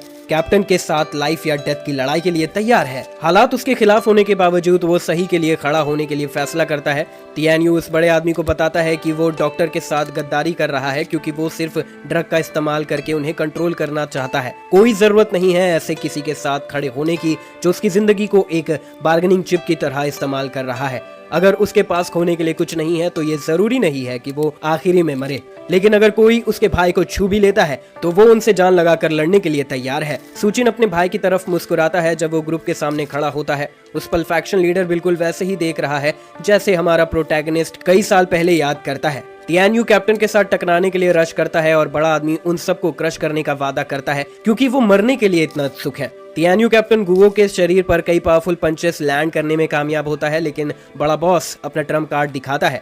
उनका बॉस जानता था कि उसने उनसे गद्दारी की है, इसीलिए उसने कैप्टन को तियान्यू से ज्यादा पावरफुल ड्रग दिया। इस वजह से ये मोटा आदमी उसकी सबसे मजबूत डिफेंस बन जाता है, मतलब कोई भी उसे नुकसान नहीं पहुंचा सकता। कैप्टन अपने हथियार अपने सर के ऊपर उठाता है और बेपरवाह तियान्यू पर उन्हें गिराता है। फैक्शन लीडर बस किसी तरह से दोनों क्लब्स को पकड़ने में कामयाब होता है, लेकिन ये अटैक उसे खून कफ करने में मजबूर कर देता है। फिर कैप्टन गुओ अपने वेपन पर एक स्विच फ्लिप करता है, जैसे इलेक्ट्रिसिटी उनमें सर्ज होने लगती है। तियान्यू बस किसी तरह से इस पर कंट्रोल बनाने की कोशिश करता है, लेकिन जैसे ही लगता है कि वो गिरने ही वाला है, सूचिन अपने भाई की मदद करने के लिए आता है। वो एक बड़े किक से दोनों के हाथों से धकेल देता है, जैसे वो उनकी बॉडी में घुस जाते हैं और वो पीछे गिर जाता है। मैलेट्स के घुसने और इलेक्ट्रिसिटी के सर्ज से कैप्टन गुओ तुरंत बेहोश हो जाता है। सूचिन के पैरों से किए गए ये सब कम वक्त के साथ और भी इंटरेस्टिंग होते जा रहे हैं। अब तक साइंटिस्ट ने सभी रिसोर्सेज और मैन पावर का इस्तेमाल किया है ताकि इंसानों को परफेक्ट बीइंग में इवॉल्व कर सके, और उसकी रिसर्च ने एक्सपेरिमेंट्स में सिग्निफिकेंट ब्रेक थ्रू दिखाए हैं। लेकिन हमारे प्रोटैगनिस्ट का रीसेंट स्ट्रेंथ दिखाना ये साफ करता है कि ये सब एक्सपेरिमेंट्स बेकार थे। परफेक्ट ह्यूमन तो इस समय के दौरान यहीं मौजूद था। साइंटिस्ट ने सूचिन को एक और मौका दिया उसके साथ जुड़ने का और पहला ट्रूली परफेक्ट ह्यूमन बीइंग बनने का। ऑफ कोर्स सूचिन जानता था कि इस प्लान में सिर्फ ह्यूमंस नहीं है। जब साइंटिस्ट परफेक्ट ह्यूमंस की बात करता है तो वो असल में एक रैट की तरफ इशारा कर रहा है। साइंटिस्ट के लिए रैट्स के जीन्स ह्यूमन जीन्स के सबसे करीब है और इन रोडेंट्स के जीन्स का इस्तेमाल करके वो एक रैट मैन की आर्मी बना सकता है और फिर पूरे दुनिया पर कब्जा कर सकता है। इस केस में अपोकलिप्स उसके लिए और उसकी रैट आर्मी के लिए स्वर्ग बन जाएगी। सूचिन को ये प्लान स्टूपिड लगता है और वो सीधा ऑफर को रिजेक्ट कर देता है। ली ह्यून सिर्फ ये सोचता है कि इसका मतलब है कि सूचिन नहीं समझा कि उसका एवोल्यूशन प्रोजेक्ट कितना बड़ा हो सकता है। उसे सिर्फ ये दिखाना है कि ये कितना अच्छा आइडिया है। पहले के अटैक में एक स्नाइपर शॉट अरीना के विंडो से निकलता है और सूचिन डॉज करता है। कुछ चीज जो ट्रैंकुलाइजर डार्ट लगती है सीधा कैप्टन गुओ के चेस्ट में लगती है। वो बड़ा आदमी तुरंत एक भयानक नए बीस में म्यूटेट होना शुरू कर देता है और इलेक्ट्रिफाइड मैलेट्स भी उसके बॉडी में एब्जॉर्ब हो जाते हैं। वो बड़ा आदमी पहले एक सुमो रेसलर था और उसका मोटापन उससे ज्यादा हैवी अटैक से रेजिस्टेंट बना रहा था। अब इसके साथ लेवल 3 ड्रग जो उसमें इंजेक्ट किया गया उसकी ताकत को बढ़ा देती है और इसके अलावा कोई भी नुकसान उसे तुरंत हील हो जाती है। सूचिन को इस सब से कोई फर्क नहीं पड़ता और वो दीवाने डॉक्टर को एक फ्लेमिंग मिडिल फिंगर दिखाता है। उसके लिए ये सब कुछ अच्छा नहीं है। ये पूरा सेटअप सिर्फ लोगों को मॉन्स्टर्स में बदलने का एक बड़ा बहाना है।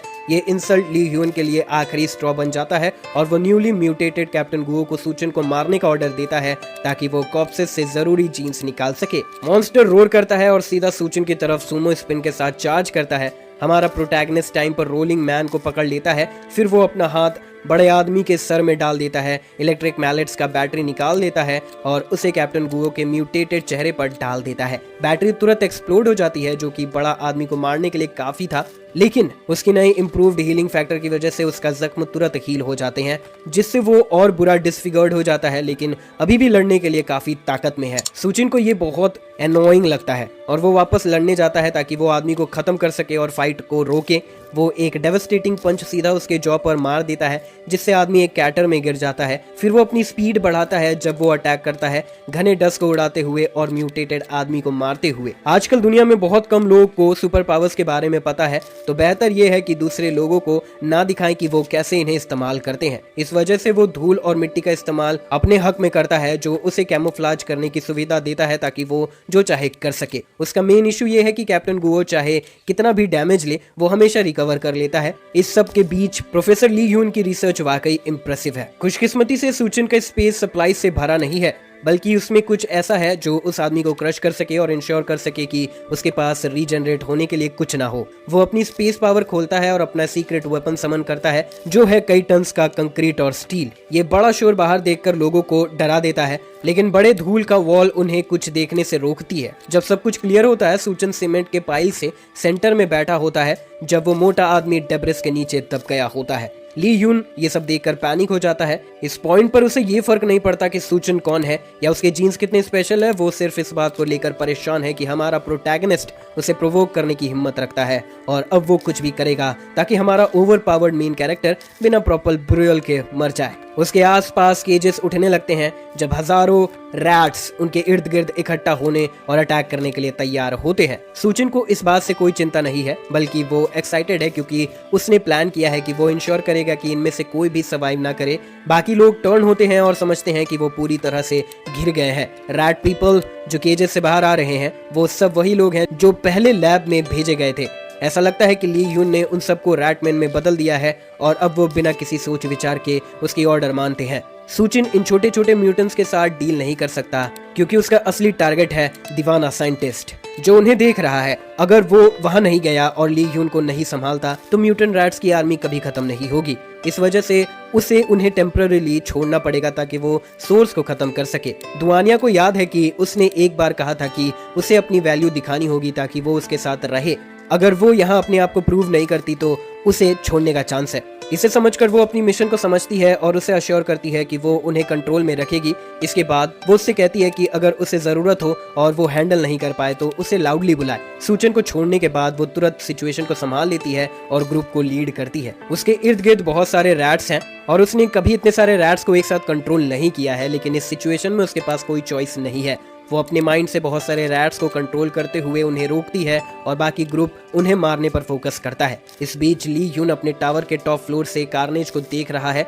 वो दुआनिया के साथ लड़ रहे लोगों को ट्रेटर समझता है, लेकिन इसे कोई फर्क नहीं पड़ता क्योंकि वो जल्द ही रैटमैन के लिए खाना बनने वाले हैं। अचानक उसके असिस्टेंट्स रिपोर्ट करते हैं कि सूचन ने बिल्डिंग के सिक्योरिटी पर्सनल को डाउन कर दिया है और वो मिस यून के रूम में घुस गया है।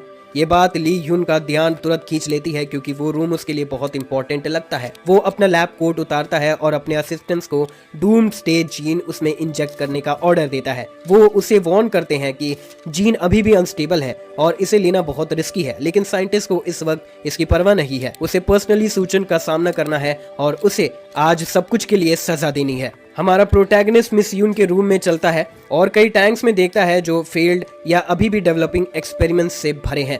उनमें से सभी के पास गैसली डार्क स्किन है और वो कम्प्लीटली डिसफिगर्ड लग रहे हैं, लेकिन एक केस उसका ध्यान खींच लेता है। उसके अंदर एक औरत है जो सिर्फ बैंडेजेस में ढकी हुई है और ग्रीन लिक्विड में फ्लोट कर रही है। बाकी एक्सपेरिमेंट्स के कंपैरिजन में ऐसा लगता है कि उसका म्यूटेशन या टैंपरिंग नहीं हुआ है। वो औरत यूनियन है, बाहर की वो औरत जिसे सूचना तरीके से इतने दिन तक सर्वाइव कर गई, शायद उसकी एडवाइस की वजह से, लेकिन उसने सोचा नहीं था कि वो इस जगह पर फिर से मिलेंगे। लेकिन अब उसके पास इसके बारे में सोचने का वक्त नहीं है, अब उसे बचाने पर फोकस करना है। वो अपने फिस्ट को तैयार करता है और ग्लास पर पंच मार देता है जो कि एक हिट में ही शैटर हो जाता है।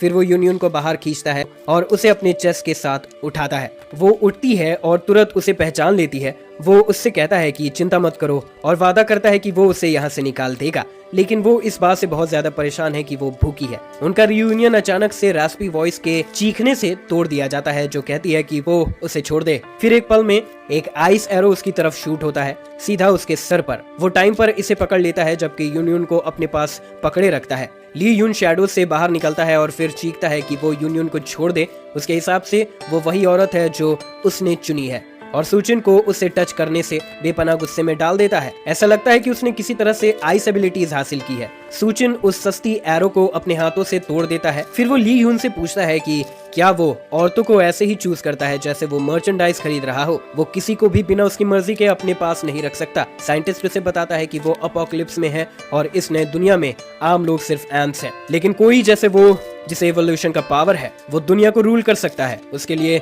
उसकी औरतों का होना उसका सम्मान है। ये छोटी सी स्पीच सूचन को ये समझाती है कि वो उतना ही पागल है जितना र्यूमर्स कहते हैं। यून बेचैनी से आता है और वो गुस्से में झुक जाता है अपने दांत कसते हुए। ये उसका सबसे बड़ा धोखा है जो उसने कभी महसूस किया है और ये गुस्सा उसकी सोच पर कंट्रोल खोता है। वो उस पर डिसाइड करता है कि अगर यून उसके साथ नहीं रहना चाहती तो वो दोनों सूचन के साथ जहन्नुम जा सकती है। फिर वो अपना एवोल्यूशन प्रोसेस शुरू करता है जिससे उसके कपड़े टुकड़े टुकड़े हो जाते हैं, उसकी आंखें सफेद चमकने लगती है और उसके शरीर में वेन्स पल्सेस दिखने लगते हैं। फिर उसकी स्किन का रंग काला होने लगता है और उसके दांत तेज और बड़ी फैंग्स में बदल जाते हैं। जैसे ही वो अपने म्यूटेशन के प्रोसेस को खत्म करता है वो एक खौफनाक दिखने वाला हाफ मैन हाफ रैट बन जाता है। फिर वो सूचन को वादा करता है कि वो इसे एक गॉड की असल ताकत दिखाएगा, लेकिन सूचन बिल्कुल भी डर नहीं रहा है। वो शांति से यूनियन को पकड़ कर रखता है और साइंटिस्ट को बुलाता है कि वो आकर उस पर अटैक करे। वो यूनियन को जमीन पर लेटे हुए कहता है कि वो वॉल के अगेंस्ट आराम करे। वो फिर से शिकायत करती है कि वो भूखी है तो वो उसे अपनी चॉकलेट का थोड़ा सा हिस्सा देता है। यूनियन बहुत कमजोर और फ्रेल दिख रही है क्योंकि वो कुछ समय से लैब में ट्रैप्ड है और सूचन उसके लिए काफी परेशान है। जब दोनों अपना प्राइवेट मूवमेंट शेयर कर रहे होते हैं तो इतना ही है, उसके चेहरे पर ऐसा दिख रहा है जैसे वो ज्यादा चैलेंज की उम्मीद कर रहा हो, लेकिन मॉन्स्टर क्लियरली सूचन को ओवरवेलमिंग स्ट्रेंथ के लिए तैयार नहीं था। इस बीच यून अपनी चॉकलेट खत्म करती है और सूचन से पूछती है कि क्या नीचे वाले लोग उसके दोस्त हैं। जब वो अपनी आंख के कोने से खिड़की से देख रही होती है, सूचन कंफर्म करता है कि वो उसके दोस्त हैं। वो एक चेयर उठाती है और कहती है कि वो उसकी मदद के लिए उसे रीपे करने वाली है क्योंकि ये सिर्फ ठीक है, खास तौर पर इस बात को देखते हुए कि उसने उसकी जान बचाई है। यून चेयर को खिड़की पर फेंक देती है जो शैटर हो जाती है और फिर नीचे के फ्लोर पर जंप करती है, तैयारी करती है ताकि सूचन के दोस्तों को बचा सके। वो सूचन को एक आखिरी नजर देखकर कहती है कि ली यून को मारना इतना आसान नहीं है और उसे संभल कर रहना चाहिए। उसके बाद वो खिड़की से जंप करती है, धीरे धीरे अपनी साइज बढ़ाते हुए, और जब वो नीचे जमीन पर गिरती है तो वो सभी के ऊपर टावर करने के लिए इतनी लंबी हो जाती है। क्रैश सुनकर सूचन के दोस्तों को डर लगता है और उन्हें समझने में थोड़ा वक्त लगता है कि क्या हुआ है। दुआनिया और बाकी लोग हैरानी से देखते हैं जब वो बड़ी औरत को देखते हैं कि वो सीधा अपने बट पर गिर गई है। बनी गर्ल को ये देखकर समझ नहीं आता कि वो क्या देख रही है, जबकि तियान्यू सिर्फ ये समझ पाता है कि ये एक जायंट वुमन है जिसने पार्टी को क्रैश कर दिया। किसी तरह से उसकी साइज बढ़ जाने के बावजूद उसकी बॉडी पर जो बैंडेजेस हैं वो नहीं गिरते। उनके सामने डिस्ट्रॉयड बिल्डिंग्स और स्ट्रक्चर्स के बीच वो लोग विश्वास नहीं करते कि एक जायंट वुमन को देख रहे हैं, जब वो अभी भी समझने की कोशिश कर रहे होते हैं। पिछली बहुत सारी रैट आर्मीज मर चुकी होती है। यून अपने दांतों को कस लेती है और गिरने के दर्द से रिकवर करने की कोशिश करती है। वो आखिरकार उठती है और बैटलफील्ड के मैदान में चलना शुरू करती है। बाकी लोग अभी भी हैरानी से इस जायंट वुमन को देखते हैं कि ये कहां से आ गई। जब यून इधर उधर मूव करती है, तियान्यू वैसे खास तौर पर कह रहा है कि वो क्रश ना हो, खास तौर पर क्योंकि वो उसके खड़े होने से उसके लेग्स के बीच में देख सकता है और वो ये भी कहता है कि वो उसका रंग भी देख सकता है। वो एक रैट को अपने पैर के नीचे क्रश कर देती है जिससे वो दर्द से चीखता है और उसके पैर के नीचे हिलता है जब वो जायंट वुमन के पैर से बचने की कोशिश करता है। यून आखिरकार समझ जाती है कि उसके नए कंपेनियंस